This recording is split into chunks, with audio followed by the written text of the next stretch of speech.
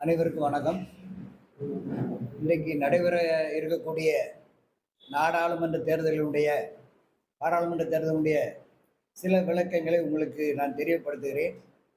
இன்றைக்கு நெல்லை பாராளுமன்ற தொகுதி, தூத்துக்குடி பாராளுமன்ற தொகுதி, கன்னியாகுமரி பாராளுமன்ற தொகுதி, விருதுநகர் பாராளுமன்ற தொகுதி, இதை போன்று 10 தொகுதிகள், அதாவது 4 தொகுதிகள் முழுமையாக நாடார் சமுதாயத்திற்கு சொந்தமான தொகுதி, மற்ற 6 தொகுதிகள் நாடார் சமுதாயத்தினுடைய ஆதரவை பெற்றால் ஜெயிக்கக்கூடிய தொகுதிகள் இருக்கிறது தமிழகத்தில்.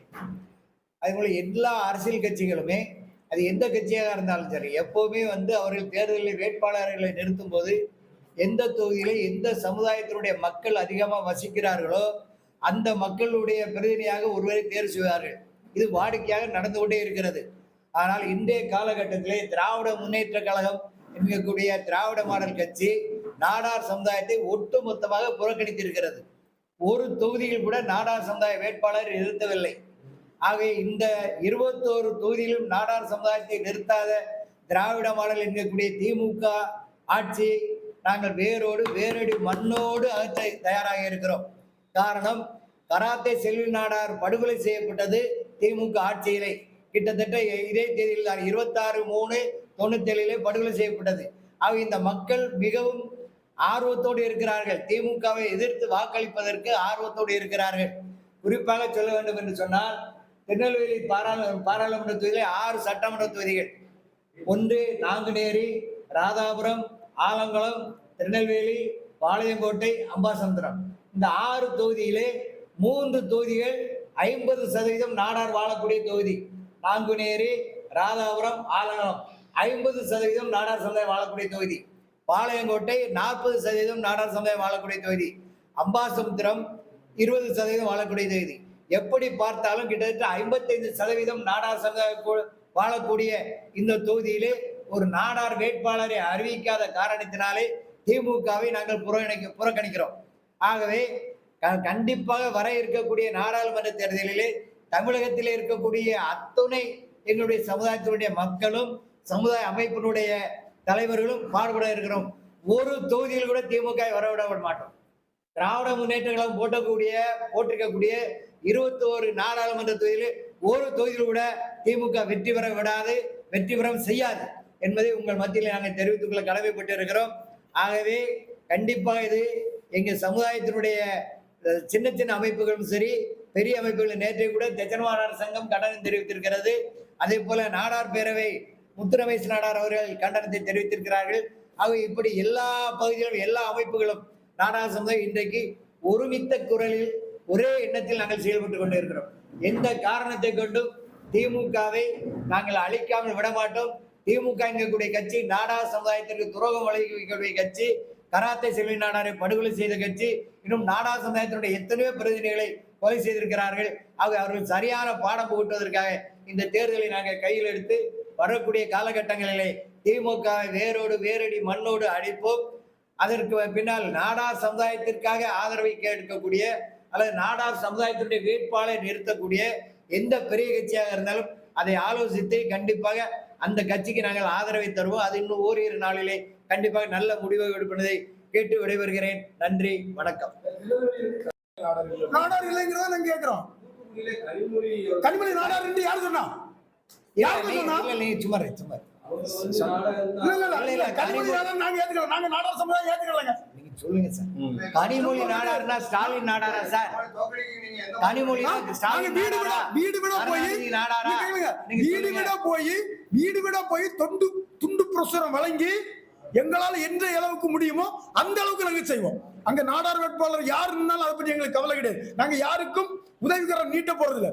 கனிமொழி என்றால் ஒரு போலி நாடாரை வீழ்த்துவதற்காக நாடார் அமைப்புகள் தென் மாவட்டத்தில் ஒன்று கூடும், ஒன்றிணைப்போம். அதான் உண்மை. இங்கே பத்திரிகையாளர்கள் எல்லாருமே இருக்கிறீங்க. நாங்க கேட்கக்கூடிய ஒரே ஒரு கேள்வி, கனிமொழி நாடார் என்றால் ஸ்டாலின் நாடாரா சார்?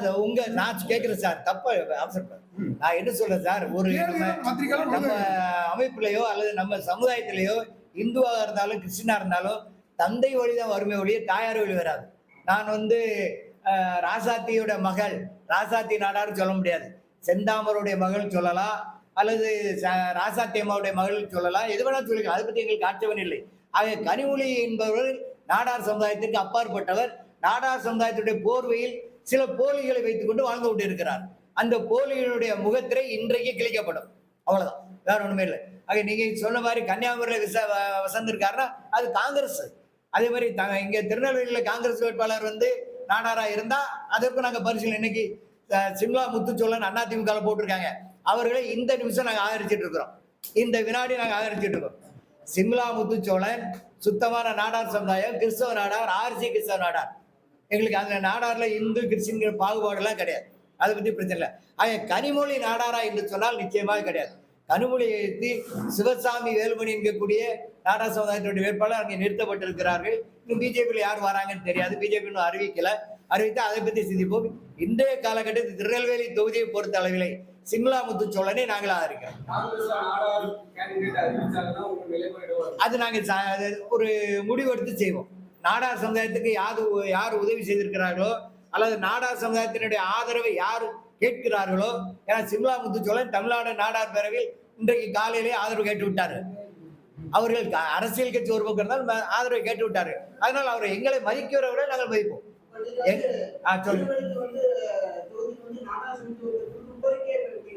சார் கொஞ்சம் எந்திரிச்சு கேட்கலாமா சார்? ஆமா ஆமா ஆமா.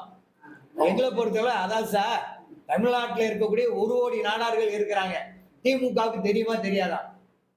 1 கோடி நாடார்கள் இருக்கக்கூடியதுல ஏன் ஒரு தொகுதி கூட உங்களால ஒதுக்க முடியவில்லை? 21ல ஒண்ணு கூட ஏன் ஒதுக்க முடியல?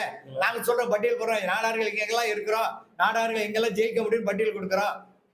அதை செய்யுங்க. நீங்க செய்யலையா? கண்டிப்பா இல்ல.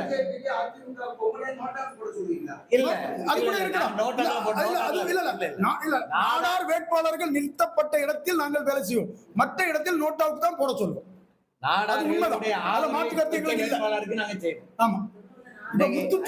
முத்துச்சோழா செல்வின் ஒருத்தங்களை அதிமுக அறிவிச்சிருக்காங்க. அறிவித்ததுனால் திருநெல்வேலியில இந்த பிரஸ் மீட் நடக்கிறதுனால நாங்க இன்றைக்கு ஒரு நாடாரை முதல்ல அறிவித்த கட்சி என்பதால் அவங்களுக்கு ஒருவேளை நாங்க ஆதரவு கொடுக்கலாம். நிலைப்பாடு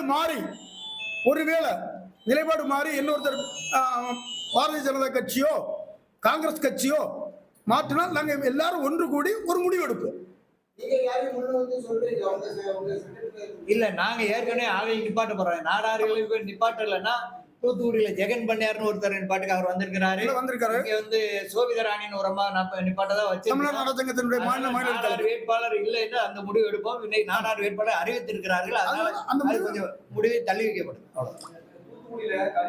அவருக்கு இல்லை சார், நாடாருடைய எதிரிகளை நாங்கள் ஆதரிப்பதில்லை.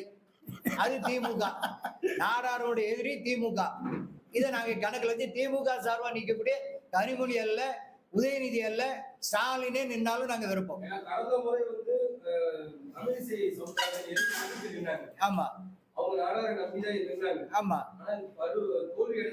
ஆமா. இல்ல, இந்த தடவை கூட தமிழிசை நிற்கலாம். நாளை தெரியலாம் உங்களுக்கு. தமிழிசை சந்திரன் நிக்கலாம் அல்லது கருணாகரன் கூட நிக்கலாம்.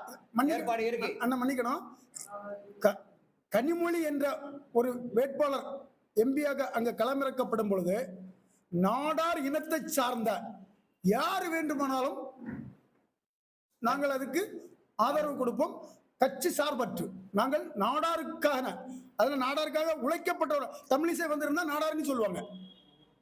பல இடத்துல சொல்லி இருக்கிறாங்க. சரிங்களா? அந்த மாதிரி ஒரு சூழ்நிலைமை. அதுக்காக அவங்க ஒரு டம்மி வேட்பாளர் போட்டாங்கன்னா அந்த டம்மி வேட்பாளர்கள் நாங்க போக மாட்டோம். போயிருக்கிறேன்.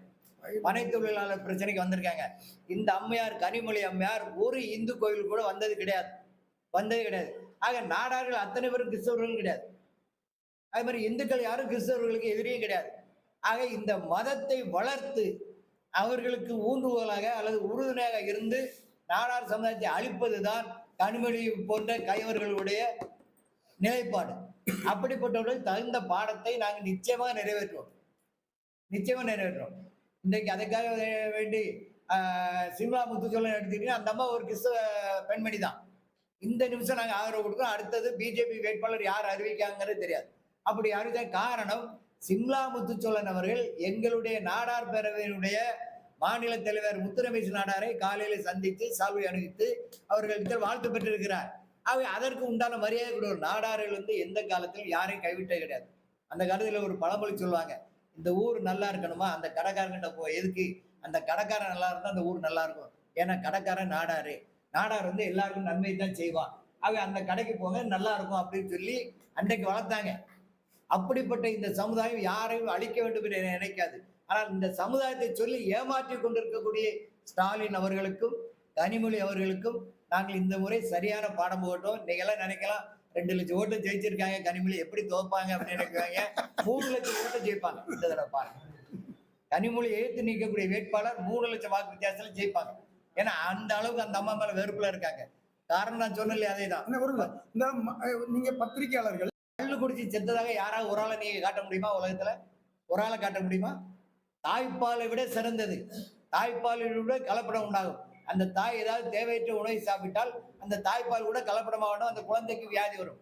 ஆனால் கள் என்றக்கூடிய அந்த இயற்கை பானம் எந்த காலத்திலும் கலப்படம் இருக்காது. 60 அடி உயரத்துக்கு மேலே இருக்கக்கூடிய சொட்டு சொட்டாக விழக்கூடிய அந்த பதநீர் தான் கலப்படம். சுண்ணாம்பை கலந்தால் பதநீர். ஆனா கல் என்பது சாதாரண இல்லை.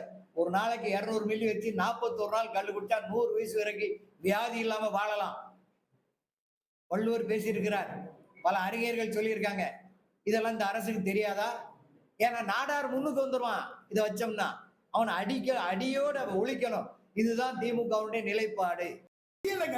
இல்ல நாங்க என்ன இந்த பத்திரிகை சந்திப்பை வந்து நாடார் சமுதாயத்தை புறக்கணித்ததுக்காகத்தான் நாங்க சொல்றோம்.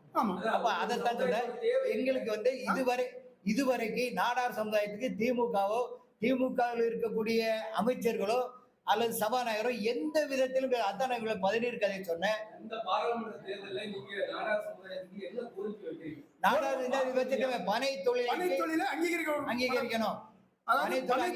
பனை தொழிலாளர் கை அந்த பதநீர் இருக்குல்ல, அது அவன் இறக்கி அவனிடத்திலே விற்று சில்லறை காசுகள் இருக்குல்ல, அது அந்த கிராமத்தில் புழங்க வேண்டும். விவசாய பொருளாக அங்கீகரிக்கணும். ஆமா, அதாவது ஒரு உணவு பொருள். அது கத்திரிக்காய் பச்சை மிளகாய் எப்படி பயிர் செய்யறானோ அதே மாதிரி பனை தொழிலும் ஒரு விவசாயி. அது கொண்டு இன்னொரு கோரிக்கை வைக்கிறோம். நம்மளுடைய சகோதரர் மீனவ சகோதரர் இருக்காங்கல்ல, அந்த சகோதரர்களுக்கு அவங்களும் உயிரை பணையம் வைத்து தான் தொழில் பண்றாங்க. அந்த சகோதரர்களுக்கு தொழில் இல்லாத நேரத்தில் என்ன இன்சென்டிவ் அரசாங்கம் கொடுக்கிறதோ அதே இது எங்களுக்கும் அந்த தொழில வந்து எல்லாம் பத்திரிகையாளர் நண்பர்களை இதை பதிவு பண்ணுங்க. மீனவ சகோதரர்கள் எங்க சகோதரர் தான், அவனும் நெஞ்சு உரத்தால் உழைக்கிறான். அதே மாதிரி என் சமூகமும் அவன் நெஞ்சு அழுத்தத்தோடு உழைக்கிறான். எங்களுக்கு பிரிவினை இல்லாமல் எங்களுடைய பொருளாதாரத்தை அவருக்கு மீன் தொழிலை பொருளாதாரமா ஏற்றுமதி பண்றான். எங்களுடைய பதநீர், எங்களுடைய பனை சார்ந்த அனைத்து பொருட்களுமே வெற்றிகரமான பொருட்கள். இது அனைத்து இதுகளும் சொல்லி இருக்கு ஆராய்ச்சி. அதனால எங்களுக்கும் அதே போன்று இன்ஸ்டிடியூட் தாங்க, உதவித்தொகை தாங்கன்னு கேட்கிறோம்.